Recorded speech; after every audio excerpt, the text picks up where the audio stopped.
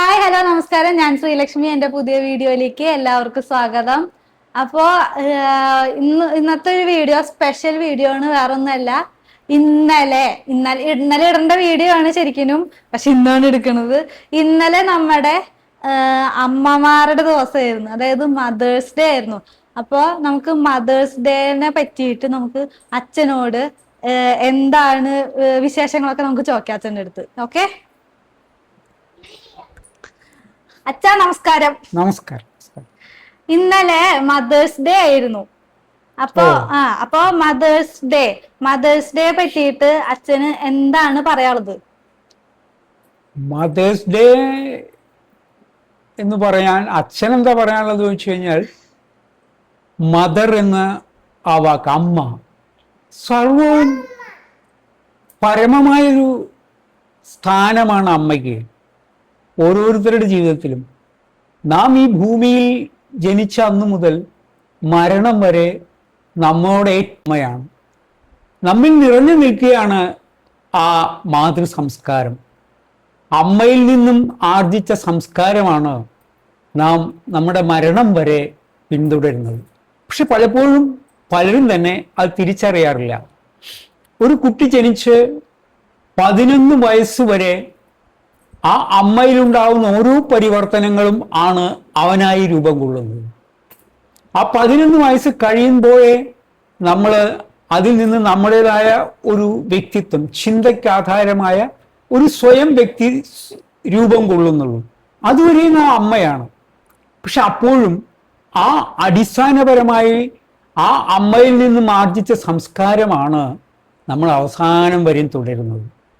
അതുകൊണ്ട് തന്നെ ഇന്ന് തിരക്കിട്ട ഈ ജീവിത രീതിയെ അനുസന്ധാനം ചെയ്യുന്ന മനുഷ്യർക്ക് അമ്മയെ ഓർക്കാൻ ഒരു ദിനം വേണം. സത്യം പറഞ്ഞാൽ അതിൻ്റെ ആവശ്യം തന്നെ ഇല്ല.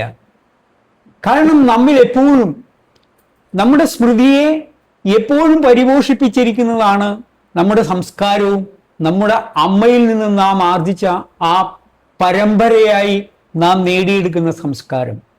അതുകൊണ്ട് അമ്മ എല്ലാ കാലത്തും എപ്പോഴും പരമപൂജനീയമായി നമ്മിൽ നിറഞ്ഞു നിൽക്കേണ്ട ഒരു പ്രതീകമാണ്. പ്രതീകം മാത്രമല്ല, നാം അമ്മ തന്നെയാണ്.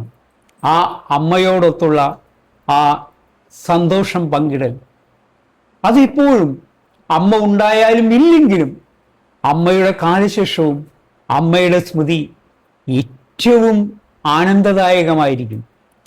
ഇന്ന് നമുക്ക് ആ ഓർക്കുമ്പോൾ അമ്മയുടെ, അല്ലെങ്കിൽ നമ്മുടെ ആ നീരസം ഒക്കെ മറന്ന് അമ്മ നമ്മളെ തല്ലിയ നിമിഷവും, അമ്മ നമ്മളെ ആശ്വസിപ്പിച്ച നിമിഷവും, അമ്മ നമ്മളെ മാറിപ്പുണർന്ന് മാറോട് ചേർത്ത ആ നിമിഷവും ഒക്കെ ഒരേ രീതിയിൽ കാണാനാവും. അമ്മ ഉള്ളപ്പോഴല്ല, അമ്മ ഇല്ലാത്തപ്പോൾ നമുക്കതിന് നഷ്ടം ഏറ്റവും കൂടുതൽ നമ്മൾ അനുഭവിക്കും. അതുകൊണ്ട് അമ്മയെ സ്നേഹിക്കുക, അമ്മയെ പവിത്രമായി കാണുക, അമ്മയെ ഏറ്റവും പരമമായ ദൈവമായി കാണുക എന്നാണ് എനിക്ക് പറയാനുള്ളത്.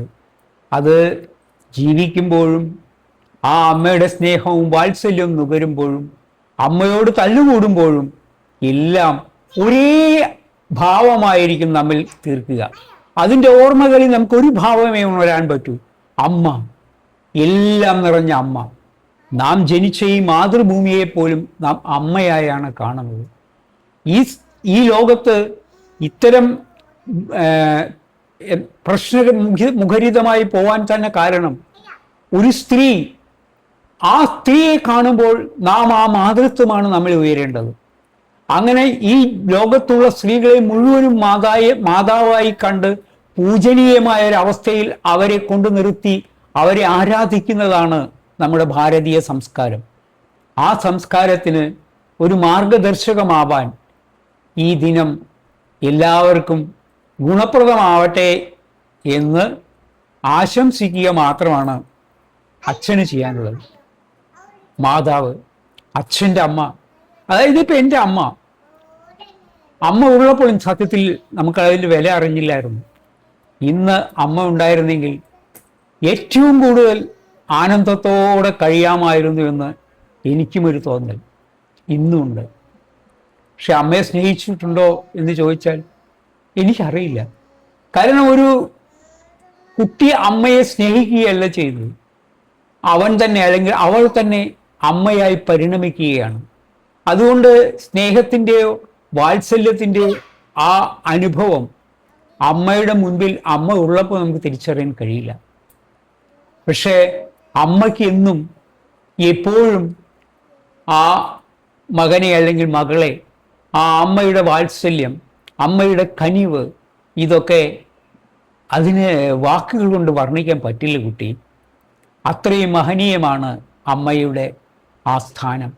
അതുകൊണ്ട് എല്ലാവരും അമ്മയെ പരമപൂജനീയമായി തന്നെ പൂജിക്കുക, വന്ദിക്കുക, അവരെ ബഹുമാനിക്കുക, അവർക്ക് വേണ്ടുന്നതെല്ലാം ചെയ്തു കൊടുത്ത് നമ്മുടെ കർത്തവ്യത്തിൽ നാം അമ്മയും ഞാനും ഒന്നാണ് എന്ന സങ്കല്പത്തോടു കൂടി സ്വയം സംസ്കൃതിയിൽ ഉയരുക.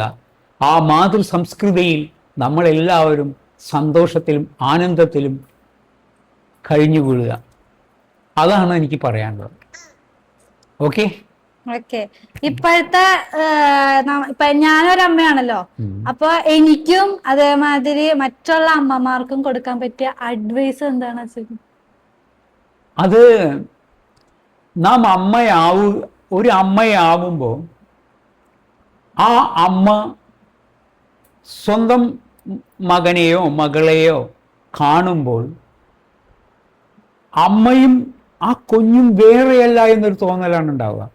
ഏറ്റവും പ്രിയപ്പെട്ടതാണ്, എൻ്റെ കുഞ്ഞ് എന്നുള്ളതാണ്. ഒന്നും ആഗ്രഹിക്കാതെയാണ് ഒരു കുട്ടിയെ അമ്മ വളർത്തുന്നത്. ഒരിക്കലും ഇന്നത്തെ ജനറേഷൻ ആഗ്രഹങ്ങളുടെ പിന്നാലെ പോകുമ്പോൾ മക്കളിൽ നിന്നും ഒന്നും ആഗ്രഹിക്കാതിരിക്കുക, മക്കൾക്ക് സ്നേഹം കൊടുക്കുക, ഒന്നും ആഗ്രഹിക്കാതിരിക്കുക. നമ്മൾ നല്ല സംസ്കൃതിയിൽ വളരുകയും ജീവിക്കുകയും അവർക്ക് ആ സംസ്കൃതി പകർന്നു കൊടുക്കുകയും ചെയ്യുമ്പോൾ ആ കുഞ്ഞ് ഏറ്റവും നല്ല കുഞ്ഞാവും. ഈ സമൂഹത്തിന് ഏറ്റവും വിലപ്പെട്ട ഒരു കനിയായി അത് മാറും. അതിനെന്ത് വേണം? നാം നല്ല സംസ്കാരം അവർക്ക് പകർന്നു കൊടുക്കുക, അവരെ സ്നേഹിക്കുക, അവരുടെ പ്രശ്നങ്ങളെ നാം കേൾക്കുക, ഉൾക്കൊള്ളുക, അവർക്ക് ആവശ്യമുള്ളിടത്തോളം സ്നേഹം വർഷിച്ചു കൊടുക്കുക. കുറേ മെറ്റീരിയൽസ് ആയിട്ട് കുറേ കാര്യങ്ങൾ നടത്തി കൊടുക്കുന്നതല്ല ഒരു അമ്മയുടെ കർത്തവ്യം. അവർക്ക് നല്ല വാക്കുകൾ, നല്ല കഥകൾ, നല്ല ഈ രാജ്യത്തെക്കുറിച്ചും അതുപോലെ ഇവിടെ നടന്ന സംഭവ വികാസങ്ങളെക്കുറിച്ചൊക്കെ നല്ല രീതിയിൽ നല്ല കഥകളിലൂടെയും നല്ല ആശയങ്ങളിലൂടെയും ഒരു തലോടൽ മതി. നല്ല സ്നേഹത്തോടു കൂടി ഒരു തലോടൽ മതി. അതാ മാതൃത്വത്തിൻ്റെ ആ മഹത്വം ആ കുഞ്ഞിൽ വഴിഞ്ഞൊഴുകും. അവൾ ഒരിക്കലും വഴിതെറ്റില്ല. അത്തരത്തിൽ വളരുന്ന ഒരു പെൺകുട്ടിയോ ആൺകുട്ടിയോ വഴിതെറ്റില്ല. അവർ മറ്റൊരു ലഹരിയുടെ പിന്നാലെ പോവില്ല. പക്ഷേ മാതാവിനതിന് യഥാർത്ഥ സ്ഥാനമുണ്ട്. ആദ്യം ഇവിടുത്തെ പെൺകുട്ടികൾ മാതാവ് എന്താണ് എന്ന് സ്വയം തിരിച്ചറിഞ്ഞ് അതിൻ്റെ ആ ശക്തി മക്കൾക്ക് പകർന്നു കൊടുക്കുക, വാത്സല്യം പകർന്നു കൊടുക്കുക. അങ്ങനെയാണെങ്കിൽ ആ സമൂഹം, ഇനി വരുന്ന സമൂഹം ഒരിക്കലും വഴിതെറ്റില്ല. അതല്ലാത്തടത്തോളം കാലം നമ്മൾ കുറേ മെറ്റീരിയൽ കൊടുക്കും, എന്താവശ്യപ്പെട്ടാലും നമ്മൾ അവർക്ക് വാങ്ങിച്ചു കൊടുക്കും. അതല്ല ഒരു മാതാവ് അല്ലെങ്കിൽ പിതാവ് എന്ന് പറയുന്ന സ്ഥാനത്ത് നിന്ന് വേണ്ടത്. അവർക്ക് നല്ല സംസ്കാരം, അവർക്ക് നല്ല ആരോഗ്യം, അവർക്ക് നല്ല ഭക്ഷണം, ഇതൊക്കെ കൊടുക്കുക. ഈ കണ്ണി കണ്ട എന്താ പറയുക ഭക്ഷണങ്ങൾ പുറത്തുനിന്ന് വാങ്ങിച്ച് അത് നല്ല നല്ല നല്ല ഭക്ഷണങ്ങൾ നമ്മൾ ഉണ്ടാക്കി കൊടുക്കുക, നല്ല നല്ല കഥകൾ പറഞ്ഞു കൊടുക്കുക, നല്ല നല്ല മുഹൂർത്തങ്ങൾ അവരെ ഉൾപ്പെടുത്തുക, പ്രകൃതിയുമായി ഒത്തുചേർന്ന് ഒരു നല്ല അന്തരീക്ഷം അവർക്ക് ഒരുക്കി കൊടുക്കുക. അവർ ചിന്തിക്കാനുള്ള ചിന്തയുടെ വികാസത്തിന് അനുയോജ്യമായ പലതും നമ്മൾ അവർക്ക് പറഞ്ഞു കൊടുക്കുക. ഇതൊക്കെയാണ് ഒരു അമ്മയ്ക്ക് വേണ്ടത്. അത്തരത്തിൽ ശിക്ഷണത്തോടു കൂടി വളരുന്ന ഒരു തലമുറ ഒരിക്കലും തെറ്റി പറ്റില്ല. അവർ ആരോഗ്യവതിയായ മക്കളായി വളരും. ആ അമ്മയ്ക്ക് അതിൽ കവിഞ്ഞെന്താണ് കിട്ടാനുള്ള ആനന്ദം? അപ്പോൾ നാം എല്ലാവരും ഇന്നത്തെ ചെറുപ്പത്തിൽ ഈ കാര്യം അറിയില്ലെങ്കിൽ നാം നമ്മുടെ മുത്തശ്ശിമാരെയോ അല്ലെങ്കിൽ മുത്തശ്ശന്മാരെയോ നമ്മുടെ അമ്മമാരെയോ ഒക്കെ നോക്കി അതിലത്തെ നല്ല വശങ്ങൾ പകർത്തിക്കൊണ്ട് അടുത്ത തലമുറയെ ഒരു നല്ല തലമുറയായി വളർത്തിയെടുക്കാൻ നമുക്ക് കഴിയണം. അതാണ് ഈ മാതൃദിനത്തിൽ ഓരോ യുവാക്കളും യുവതികളും ശ്രദ്ധിക്കേണ്ട കാര്യം. അവരുടെ ദാമ്പത്യ ജീവിതത്തിൽ അവരിലുണ്ടാകുന്ന ആ കൊച്ചു കുഞ്ഞുങ്ങളെ അത് ഭഗവാന്റെ കുഞ്ഞാണെന്ന് കരുതണം. ഒരിക്കലും നാം ഒരു കുഞ്ഞിനെ നാം പ്രസവിച്ച കുഞ്ഞാണെങ്കിലും അത് ഭഗവാന്റെ കുഞ്ഞാണ്. നാം ഭഗവാൻ അവരെ വളർത്താൻ ഏൽപ്പിച്ചിരിക്കുന്ന ദൗത്യമായി നാം ഉൾക്കൊണ്ട് ഓരോ അമ്മമാരും ആ കുഞ്ഞിന് വേണ്ടുന്ന ആരോഗ്യപ്രദമായ ഒരു മനസ്സും ശരീരവും ഉണ്ടാക്കിയെടുക്കാനുള്ള പ്രയത്നം, അതാണ് നാം നമ്മുടെ മാതാവിനെയും ഈ മാതൃദിനത്തെയും തിരിച്ചറിയുമ്പോൾ നമ്മിൽ സംഭവിക്കേണ്ടത്. അത്തരത്തിൽ എല്ലാവരും ആ മാതൃദിനത്തെ ഉൾക്കൊണ്ടുകൊണ്ട് വളരെ ഭംഗിയോടെ ഓരോ കുടുംബത്തിൻ്റെയും ആ ഐശ്വര്യവും ശാശ്വതമായ ആ സത്യത്തിലേക്ക് എത്തിപ്പെടാനുള്ള മാർഗദർശകവുമായിട്ട് ഓരോ അമ്മമാരും മാറട്ടെ എന്നാണ് എനിക്ക് പറയുന്നത്. അപ്പൊ നമ്മള് മാതൃദിനത്തിനെ പറ്റിയിട്ട് അച്ഛനോട് ചോദിച്ചറിഞ്ഞു. അമ്മയ്ക്ക് എന്താ പറയണ്ടേന്ന് അറിയില്ലാത്ത കാരണം അമ്മ പറഞ്ഞു ചോദിക്കണ്ടെന്ന് അമ്മയുടെ അടുത്ത്. പിന്നെ എനിക്ക് 2 അമ്മമാരാണ് ഉള്ളത്. ഒന്ന് എൻ്റെ അമ്മയും പിന്നെ ഇവിടത്തെ അമ്മയും. ഇവിടത്തെ അമ്മ എന്നെ സ്വന്തം മോളായിട്ട് തന്നെയാ കാണുന്നത്. എനിക്ക് എൻ്റെ അമ്മ മാതിരി തന്നെ ഇവിടത്തെ അമ്മയും. അപ്പൊ എൻ്റെ 2 അമ്മമാർക്കും ഹൃദയം നിറഞ്ഞ ഹാപ്പി മദേഴ്സ് ഡേ. ഇന്നലെ ആയിരുന്നു മദേഴ്സ് ഡേ. അപ്പൊ എൻ്റെ 2 അമ്മമാർക്കും ബാക്കിയുള്ള എല്ലാ അമ്മമാർക്കും ഹാപ്പി മദേഴ്സ് ഡേ. അപ്പൊ ഓക്കെ, ബൈ.